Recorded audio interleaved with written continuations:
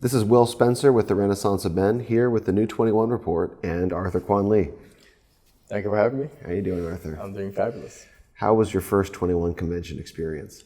It's amazing, the gathering of men who want to improve themselves and take back the culture is really inspiring. What was the subject of your talk? I came to talk about how men on the right side of the aisle, and I don't mean politically, whether you want to preserve tradition, whether you have a religious orientation, or whether you want to improve brotherhood and communion associated with it, need to take back the arts. And I don't mean specifically visual arts. I know that's my modality. It could be acting, writing, what have you, but the idea that we need to start influencing the youth and beyond with the culture. Mm-hmm. You know, the data is all there, but with the culture is, I think, where the real battle is won. What are some of the ways that we should influence them culturally? The production of excellence should be the foundation.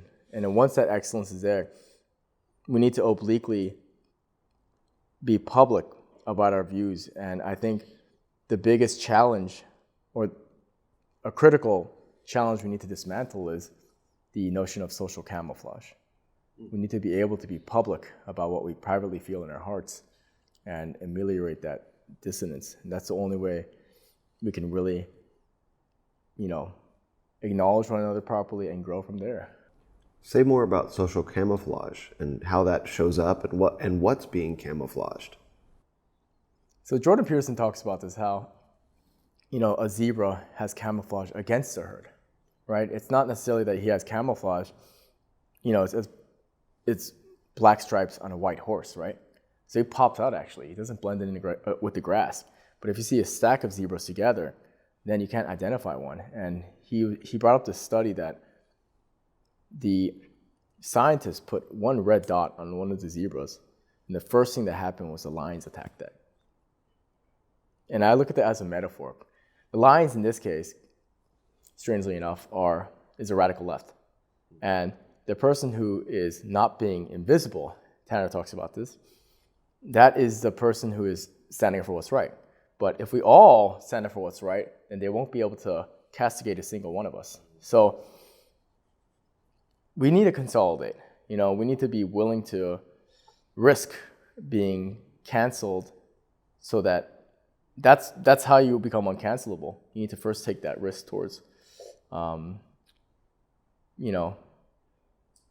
standing the line and picking up the sword, right? Mm-hmm. Yeah. Before we move on, I have a really important question. Sure. Is it black stripes on a white horse or white stripes on a black horse? That is the question. That is the question. See, we're getting metaphysical here or something. Sorry, I just had to ask that. Sure. Well, so what are some of the values that we need to surface as men? Because it sounds like you're saying it's not about an individual standing up and taking off his social camouflage, but many individual men standing up and taking off their social camouflage and standing together. That's the zebra metaphor. So what are some of the values that you think we need to represent when we remove our social camouflage? Well, in this case, we're talking about men doing so, right? And the brotherhood associated with it. So that question implies two things. First is the support system. It's really important that men can really openly support one another. As we go forward, we live in an anti-masculine age. So frankly, it needs to seem like it's okay. I know that sounds crazy, but we're at a time where to be a man today is to be a defector of the dominant narrative.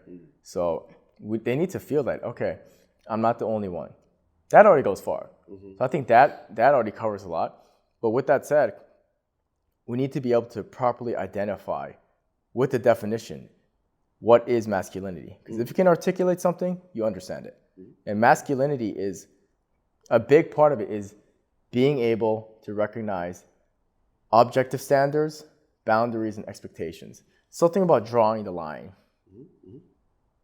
That's why William Blake, all of these, religiously inspired artists, every time they depict God as this wise old man, he's always drawing lines. Literally. Mm-hmm. And it's kind of synonymous with that idea.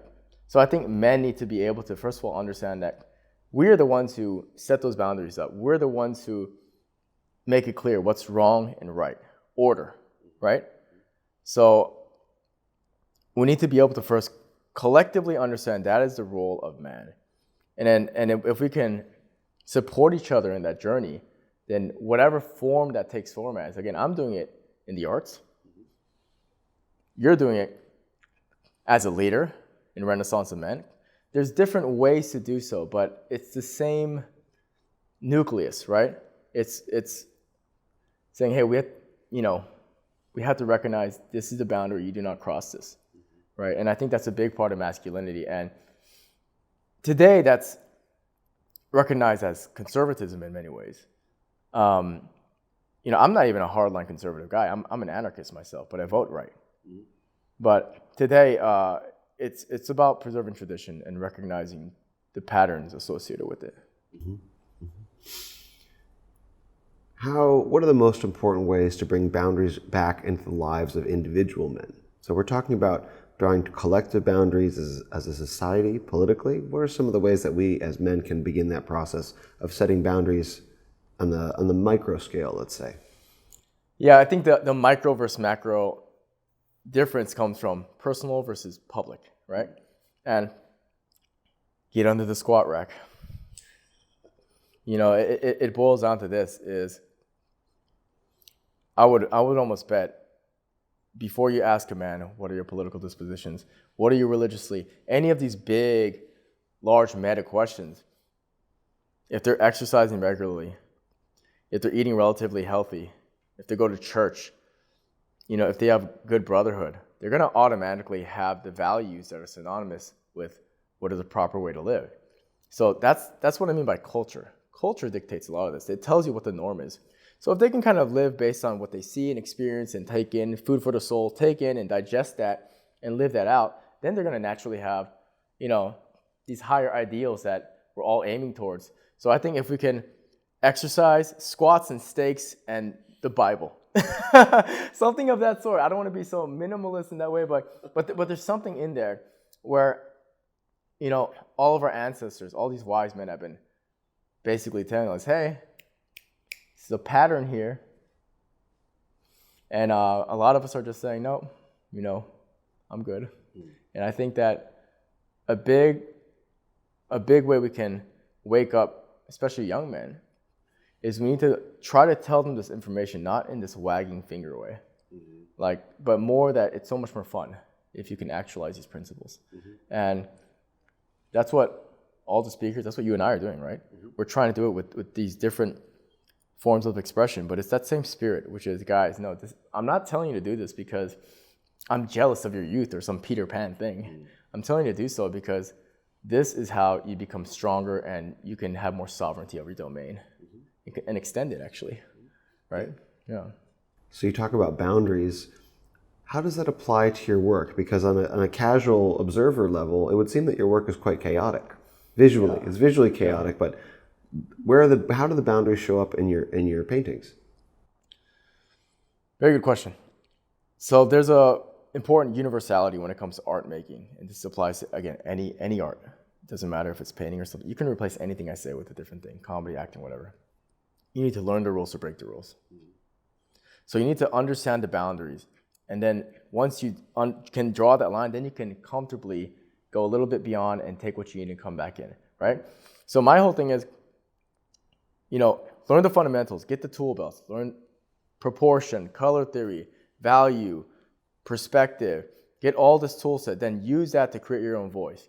So you can't, as an artist, just live in the chaos, right? You need to be able to have actually sufficient ego in many ways too, and the weaponry to go to that unknown and to bring it back to base reality. And being an artist in the masculine, traditional, religious side, just that whole sentiment, it's strange because you're living in chaos because the openness associated with being an artist, but you're trying to, in that chaos, bring back order in a way. The problem with artists on the left is they just live in that chaos. They just package it, and then they just try to find vain ways of expressing it for themselves. This is how I live in this chaos. Rather than going into that other side, like a bodhisattva or an evangelist or something. You're getting that experience, using your artistic means to repackage it for the public. But there's a discipline and order associated with it. And I think the main line I'm talking about to understand these boundaries as an artist is discipline. You need discipline and you need to learn the fundamentals. And then again, my style is very chaotic. There is multiple layers of gestural mark making and color theory, and I am stacking as much as I can, influence from so many different sources. But with that said, it's all nested with foundations, things I've learned from my masters, things I've trained and apprenticed for. So I'm using that technical foundation and kind of dancing with that order and chaos, if that makes sense. That's kind of the language that I'm exploring here.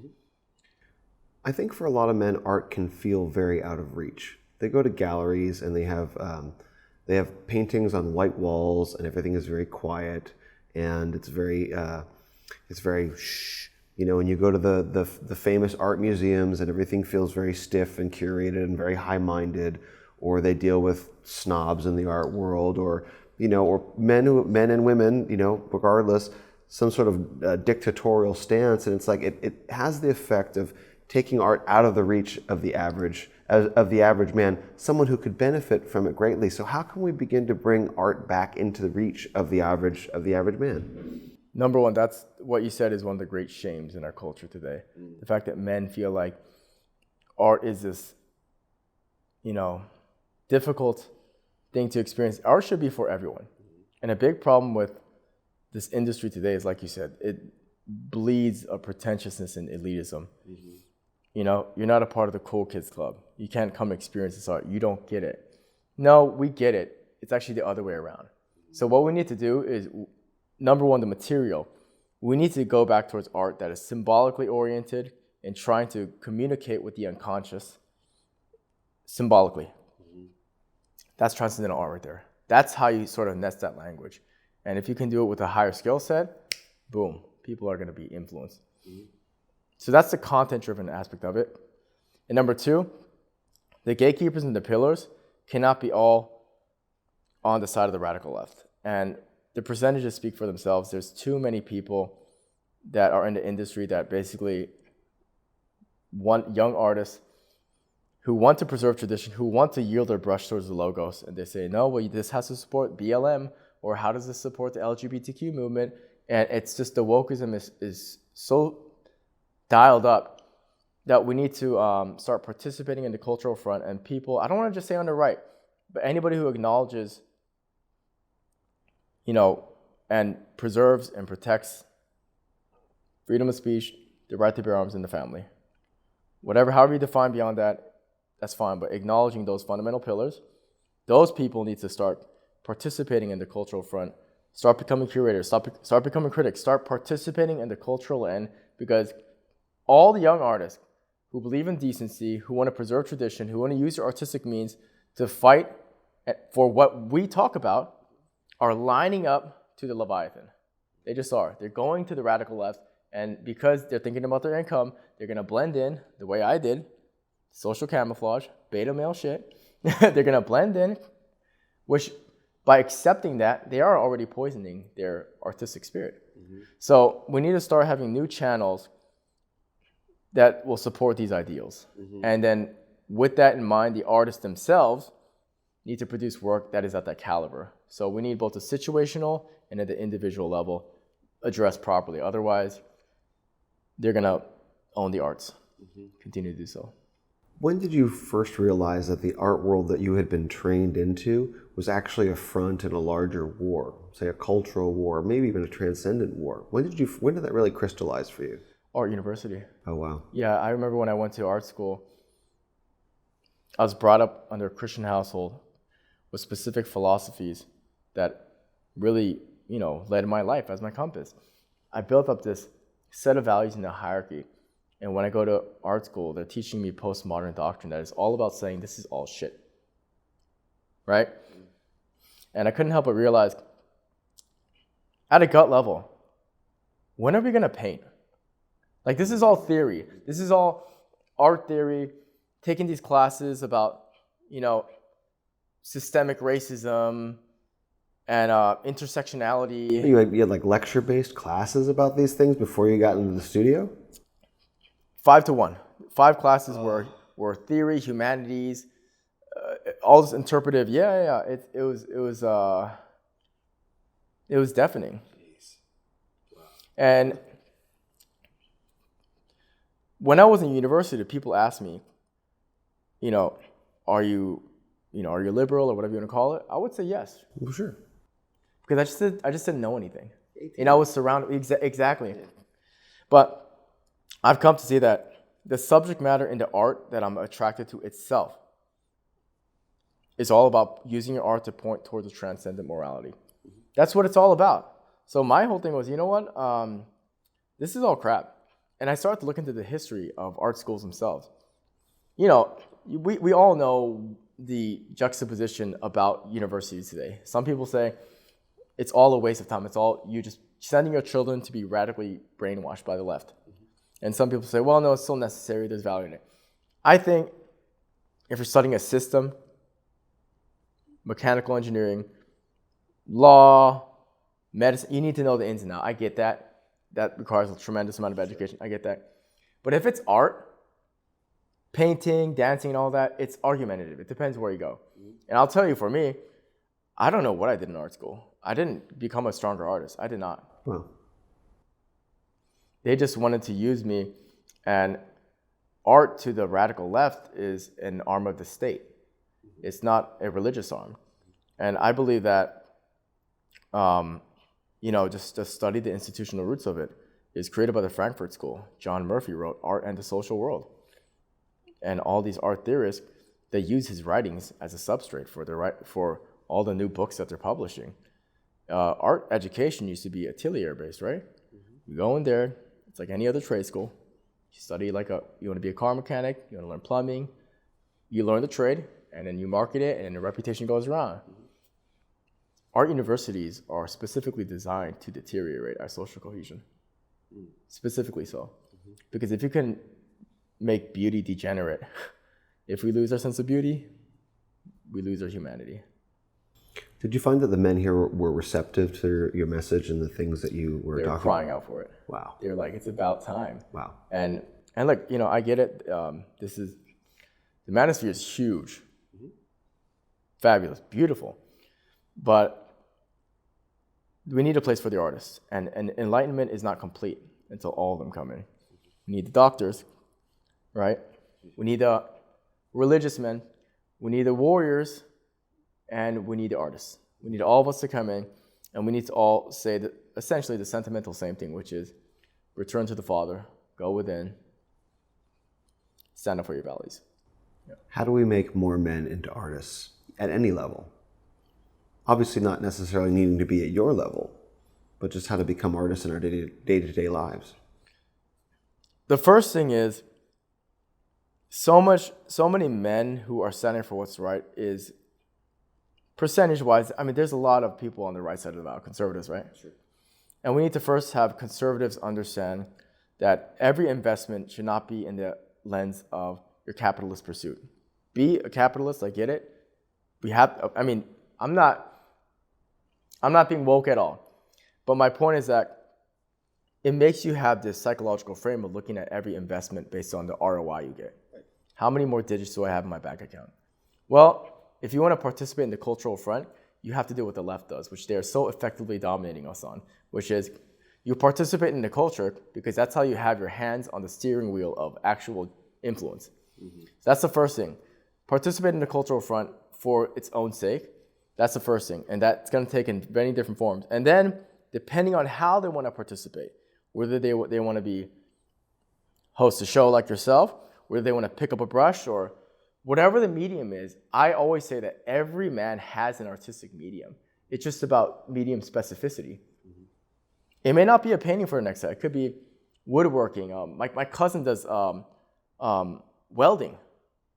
Small things, he gets off work and he makes these little sculptures, little garden sculptures, and he's in bliss. Mm-hmm. So you need to kind of find your artistic medium, because when people tell me, I don't have an artistic bone, I always say that is not true. Mm.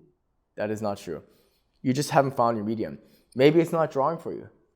Maybe it's picking up a guitar that your neighbor has been saying, I'll teach for you for free for a while. Maybe you follow up on that. I don't know what it is, But I truly believe everyone has an artistic outlet or has a love of art itself, and you can support, by becoming a patron, or you have a neighbor who's he looks at you as a mentor, and he needs $20 a month for some art materials, and he's a young guy. Who knows? Mm-hmm. But participate in the cultural front, because there's so much novelty there, and half the battle will be won there. Mm. That's the only reason why the left is so effective, because they own the culture. Mm-hmm. So if we start ceding that territory, they don't like that at all, right? And I've experienced that personally. Mm-hmm, mm-hmm. You said something interesting. You said he's in bliss. Say more about that. Talking about your artist friend. Yeah, it's funny because I often say men need to find a discipline that they love more than sex, and that will make women naturally fall into the right place. When I'm painting, if my girl is like horny or something, and I'm loving this moment, I tell her, sweetie, I'm painting. Not right now. Right? So I don't know if this is a good example or not. Let's say you see somebody who took a psychedelic and they're in the corner, but they're in bliss, and there's nothing around them that's going on, but it's in here, right? That's the same thing. There's pleasures of the body. Sexual intercourse, good food, nice cigars that we had, right? Yeah. There's all these different forms of physical pleasure, but the greatest pleasure, and all these these books on masculinity and rite of passages have been talking about this, is the assertion of a skill, a discipline. That is the greatest pleasure. You walk out of your jiu-jitsu class and your feet are dragging because you had such an intense class, but you feel good because you did some work, right? Same feeling. The pride associated with it. And I don't mean pride as us against them. I'm here and you're there. It's this one-upmanship thing. I mean pride of a skill. You're proud of the fact that you're developing and you're improving, and you're conscientious about your improvement too, and damn, you're getting deadly. Mm-hmm. Like, I think the highest pleasures I've ever had is when my artistic means came together and I can reflect upon it and say, did good. That's the greatest pleasure.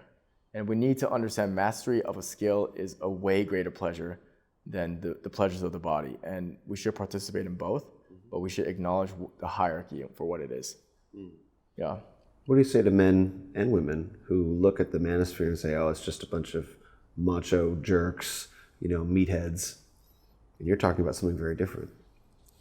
Even look at 21 Convention and say that. Yeah, I'll tell you right now, I'm at the 21 Convention as a classically trained fine artist who's exhibited internationally. So, yeah, I mean, you can't stick those labels on me. I won Artist of the Year. I went through all those rite of passages. So, and I've met so many men here, speakers and attendees, from all these different vantage points, backgrounds, careers, whatever it is. And the fact that they're doing this wholesale view and writing us all off with one identity, it's kind of a reflection of themselves, honestly. And haters are going to hate, because I don't think they understand the first thing about it. If you talk to any of these men here, we all want to stand up for what's right. And the manosphere is evolving. And it's evolving into a deeply religious one. And I don't know if the whole manosphere will like that, but I would say it'll be better off that way. I agree. Right? Mm-hmm. Yeah. Where can people go to find out more about you and what you do? Yeah, absolutely. Arthur Kwon-lee, arthurkwonlee.com, and the Genesis Council if you want to be a part of an artist collective. Iron sharpens iron every way. You want to train in the gym with somebody who's very athletic and sound, you're going to get stronger training with them. You want to train martial arts with someone, you got to spar with them. If you want to be around other artists who want to support preserving tradition, the only place there is the Genesis Council as well. So if you like my work, look up Arthur Kwon-lee on all platforms or my website. If you want to join the Artist Collective, Genesis Council. Sounds good. Thank you, Arthur. Hey, God bless you. Yeah. God bless you. Yeah, man. This is Will Spencer with the Renaissance of Men here with the new 21 Report and Arthur Kwon-lee. Thanks so much.